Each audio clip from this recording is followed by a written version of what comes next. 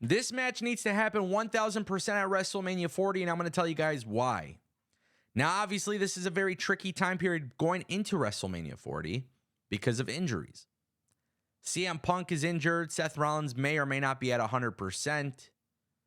And on top of that, we have really no idea if WWE is going to pull the trigger on The Rock versus Roman, which I surely hope not.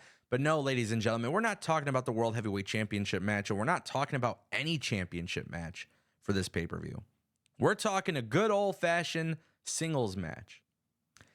And I love the idea of this match. Now, let me just preface everything by saying I truly don't know what to expect from Triple H's version of WrestleMania. This will be his first real WrestleMania without any involvement of Vince McMahon. How many matches does Vince McMahon have on a WrestleMania card? Vince McMahon would have like 1 million matches. Now, how many matches do we expect Triple H to have? 5 or 6. Now, it's interesting. You got 2 world championships for the men, 2 world championships for the women, women's tag team championship, and the men's tag team championship. Which, by the way, I expect those to be split up by WrestleMania. So that's 7 championship matches, okay? That doesn't include the U.S. or the Intercontinental Championship. So that is 9 championship matches I fully expect at WrestleMania. That would leave us with 3 other matches that don't involve a championship. Now, I think for the purpose of getting more people on the card, the United States Championship match has to be a multi-man match. And I would say the best way to do that is a ladder match. Logan Paul, Kevin Owens, Grayson Waller, Braun Breaker. Like, there's guys that you can get in there, right? Then I figure you got to do something with the LWO, right? Maybe they don't make the WrestleMania card. I don't know.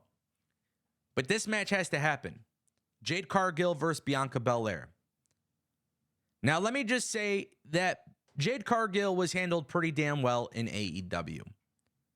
She had the aura in AEW. She was booked as a dominant champion in AEW. While I think AEW could have done way more with Jade Cargill, I think you are a fool if you're saying that AEW fumbled Jade Cargill. They didn't. Could they have put her against Britt Baker for the World Championship? Absolutely. Should they have done that? Absolutely. But she was the best booked champion in AEW's history. I truly believe that. As TBS champion, she ran that shit. Jade Cargill comes to WWE, and the WWE does something amazing. They roll out the red carpet treatment. She comes in looking like a star, like a big deal. She's got that X factor. She finally makes her debut at the Royal Rumble. She has the aura. The crowd was going crazy, commentary going crazy. She lifts Nia Jax, throws her over the top rope. And at the end of the day, it was a massive moment. But something else actually stuck out more than anything. It was the visual of Bianca Belair and Jade Cargill face to face. And I think that needs to be a singles match at WrestleMania. If you really want to present Jade Cargill as a star, you got to do something here that nobody expects.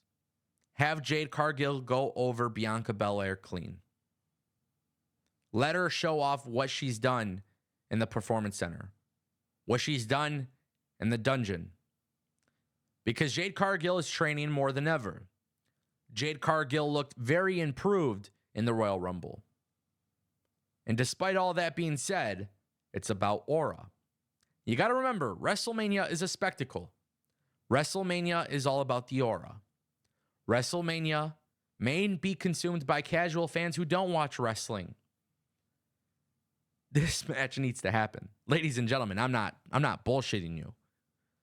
Now, that's a lot of pressure for Jade Cargill to have a singles match at WrestleMania, which, by the way, I think you should make it her first singles match in the company.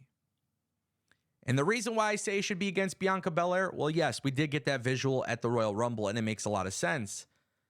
But the other reason why it should be against Bianca Belair is because these two exemplify what it means to have aura. Plus, I would be remiss if I didn't mention Bianca Belair is a great storyteller. Bianca Belair is a great athlete. Bianca Belair is great at selling. This will be one of those matches where if Jade Cargill goes over Bianca Belair, they have officially cemented Jade Cargill as a new star in the WWE, which I feel like they've pretty much already done that, but doing it on this magnitude makes it much bigger. I think Bianca Belair is a hell of a talent, and I don't know if WWE will ever turn her heel, but what I do know is that Bianca Belair in WWE could utilize a change. And losing to Jade Cargill could do that. Now, how advantageous is it from a business perspective for WWE to do that? I truly don't know.